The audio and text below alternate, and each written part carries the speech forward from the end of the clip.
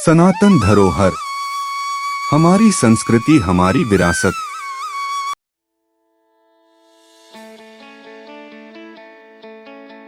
वर्णम कीर्ति मतिन लक्ष्मीं स्वास्थ्यमायुष्ट विदंती ब्राह्मे मुहूर्ते संजाग्रत शिवा पंकज यथा। अर्थात ब्रह्म मुहूर्त में उठने से व्यक्ति को कमल जैसी सुंदरता, कीर्ति, धन, वैभव, स्वास्थ्य और लंबा आयुष प्राप्त होता है। ब्रह्म मुहूर्ते निद्रा सा पुण्य क्षयकारिणी, अर्थात ब्रह्म मुहूर्त में निद्रा पुण्य का नाश करने वाली होती है। ब्राह्मे मुहूर्ते उत्तिष्ठेत स्वस्थो रक्षार्थमायुषः तत्र सर्वार्थ शांत्यर्थम स्मार्केच मधुसूदन। अर्थात जो लोग बीमारी से मुक्त लंबी जिंदगी जीना चाहते हैं उन्हें ब्रह्म मुहूर्त में उठना चाहिए। हमारी सनातन संस्कृति में बताया गया यह ब्रह्म मुहूर्त चमत्कारिक पल या अमृत वेला, सूर्योदय से ठीक 96 मिनट पहले का वह चमत्कारिक समय जिसका ठीक से उपयोग करना अगर आप लोगों को आ गया तो कुछ ही समय के पश्चात आपके जीवन में आए परिवर्तन को देखकर आप दंग रह जाएंगे और आप अपने किसी भी लक्ष्य को इतनी आसानी से पालेंगे जिसके बारे में आपने कभी सोचा भी नहीं होगा। आप किसी भी स्किल्स में इतनी जल्दी विशेषज्ञ बन जाएंगे जिसे देखकर आप स्वयं भी हैरान रह जाएंगे, क्योंकि ब्रह्म मुहूर्त में किया गया कोई भी कार्य ठीक उसी तरह विकसित होता है जैसे कि पानी, खाद और सूर्य की उपस्थिति में कोई पौधा। इसीलिए इस समय को द क्रिएटर हवर भी कहा गया है। और यह कोई जादू टोने की या अंधविश्वास की बात नहीं है, लेकिन ब्रह्म मुहूर्त के इस प्राचीन तथ्य को विज्ञान ने भी स्वीकार किया है। 30 सेकंड में मुझे नींद आ जाती है, 30 सेकंड में। और सुबह जब मेरा उठने का समय होता है ठीक उसी समय उठता हूँ। मेरा जो रूटीन है रात को जल्दी सो जाना, उसके बाद सुबह उठना, 4 बजे मैं उठ जाता हूँ। डिस्कशन और प्लानिंग सुबह 3 से 6 के बीच आप इतना करके देखिए, आपके घर से तकलीफें दूर चले जाएंगी, लड़ाइयाँ दूर चले जाएंगी, डिप्रेशन दूर चला जाएगा, सारी मुसीबतें। Wahlberg wakes up at 2:30 a.m. Michelle Obama is at the gym at 4:30. Tim Apple wakes up at 3:45. Dwayne The Rock Johnson is bold. ब्रह्म मुहूर्त को हमारे शास्त्रों जैसे कि वेद, पुराण और उपनिषद में बहुत महत्वपूर्ण जगह दी गई है। यह हम आपको मनुस्मृति से दिखाते हैं। ब्राह्मे मुहूर्ते बुद्धेत धर्मार्थो चानु चिंते कायक्लेशांश्च तन्मूलान वेद तत्वार्थमेव च। अर्थात ब्रह्म मुहूर्त में उठकर हमें ध्यान यानी कि मेडिटेशन और वेदों का ज्ञान लेना चाहिए। अब आप सोचो कि इतना कठिन कहा जाने वाले वेदों के अध्ययन को महर्षि मनु ने ब्रह्म मुहूर्त के समय ग्रहण करने को कहा है, तो इसके पीछे एक बहुत बड़ा कारण रहा होगा। और हाँ, सच में इसके पीछे बहुत बड़ा कारण है। और सनातन धर्म के साथ साथ दूसरे धर्म के लोगों ने भी इस समय को प्रार्थना, धार्मिक अध्ययन, ध्यान, मनन, चिंतन और आयोजन के लिए महत्वपूर्ण माना है। तो अब हम आपको यह बताएंगे कि इस समय के दौरान ब्रह्मांड में ऐसा क्या होता है जो ब्रह्म मुहूर्त के समय को इतना पावरफुल बनाता है। पहला है अच्छे मुहूर्त से शुरुआत। हम हमेशा अपने शुभ कार्यों की शुरुआत मुहूर्त देखकर ही करते हैं, जैसे कि शादी करना, गृह प्रवेश करना आदि। तो फिर हम अपने महत्वपूर्ण दिन की शुरुआत एक अच्छे मुहूर्त से क्यों ना करें।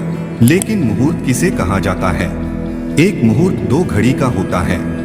1 घड़ी बराबर 24 मिनट और 2 घड़ी बराबर 48 मिनट और 48 मिनट बराबर 1 मुहूर्त और 24 घंटे के एक दिन में ऐसे 30 मुहूर्त होते हैं, जिसकी सूची हम आपको दिखाते हैं।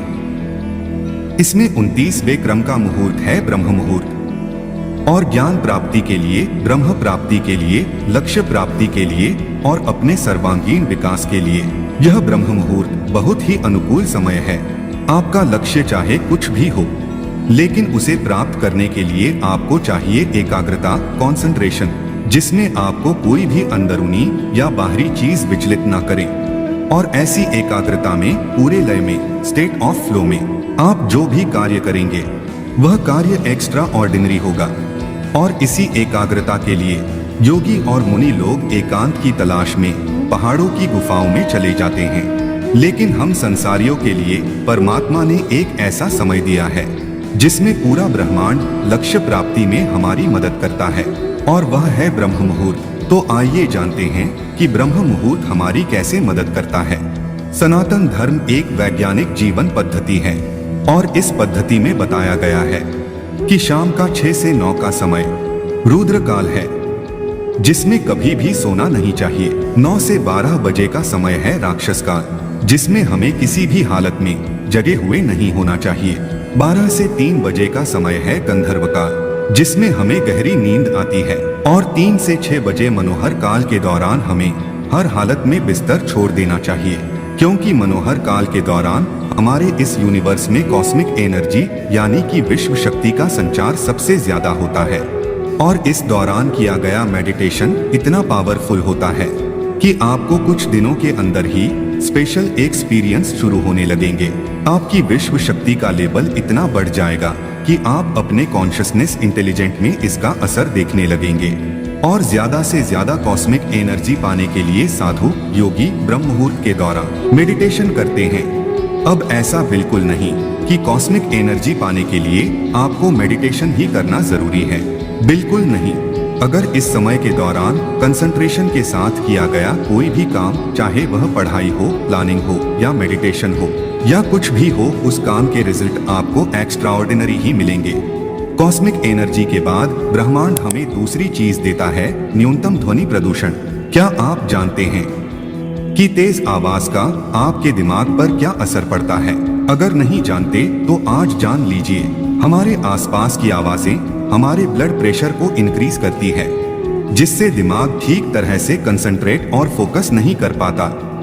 हैरी पॉटर की लेखक जेके रॉलिंग बताती हैं कि हैरी पॉटर लिखते समय बाहर की आवाजों की वजह से वह ठीक से कंसंट्रेट नहीं कर पाती थी, जिसकी वजह से उन्हें होटल में एक रूम लेना पड़ा था ताकि वह बाहर की अनवांटेड आवाजों से छुटकारा पाकर फोकस के साथ लिख सके। और जब बात फोकस और कंसंट्रेशन की आती है तो छोटी छोटी बातें भी अपना महत्व रखती है। और जब सुबह के समय शांत वातावरण में हम कोई भी कार्य करते हैं तब हम बहुत कम समय में बहुत ज्यादा प्राप्त करते हैं। तीसरा है शुद्ध वातावरण। क्या आप जानते हैं कि ब्रह्म मुहूर्त के समय हमारा वातावरण सबसे प्योरेस्ट फॉर्म में होता है? सुबह के समय एनवायरनमेंट में 41% ऑक्सीजन और मात्र 4% कार्बन डाइऑक्साइड होती है, यानी कि न्यूनतम प्रदूषण। अब आप जानते ही है कि शुद्ध हवा से सैकड़ों फायदे होते हैं, और इसका सबसे बड़ा फायदा यह है कि शुद्ध हवा हमें देती है बहुत ज्यादा शक्ति और तेज मस्तिष्क। तो आपने देखा कि ब्रह्म मुहूर्त में ब्रह्मांड और प्रकृति हमारा किस तरह से सहयोग करती है। अब हम जानते हैं कि हमारा शरीर ब्रह्म मुहूर्त में किस तरह से सहयोग देता है। आयुर्वेद में बताया गया है कि हमारा शरीर जल, अग्नि, पृथ्वी, वायु, आकाश इन 5 तत्व से बना है, और इन्हीं 5 तत्वों के मिलने से हमारे शरीर की मुख्य शक्ति का निर्माण होता है। वायु और आकाश से वात बनता है, अग्नि और जल से पित्त बनता है, जल और पृथ्वी से कफ बनता है। अब यह जो वात शक्ति होती है वह मानसिक कार्य करने के लिए बहुत ही महत्वपूर्ण है। शाम को 2 से 6 तक और सुबह 2 से 6 तक वात शक्ति हमारे शरीर में प्रवाहित होती है। इस समय के दौरान हमें रचनात्मक और बौद्धिक कार्य करने चाहिए, लेकिन वात शक्ति के दरमियान हमें मस्तिष्क से जुड़े हुए कार्य क्यों करने चाहिए?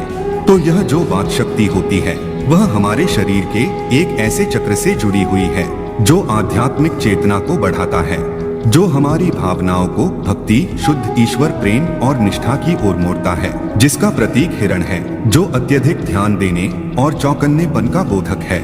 और सबसे खास बात, इस चक्र के देवता शिव और पार्वती हैं। शिव चेतना और पार्वती प्रकृति की प्रतीक हैं, जिससे हमें ब्रह्म का ज्ञान होता है। और इस चक्र का नाम है अनाहत चक्र। और जब ब्रह्म मुहूर्त में वात शक्ति हमारे शरीर में प्रवाहित होती है, ऐसे समय हम कोई बौद्धिक कार्य करते हैं तो यह अनाहत चक्र भी अपना प्रभाव दिखाना शुरू कर देता है। अनाहत चक्र का रंग हल्का नीला आकाश का रंग है।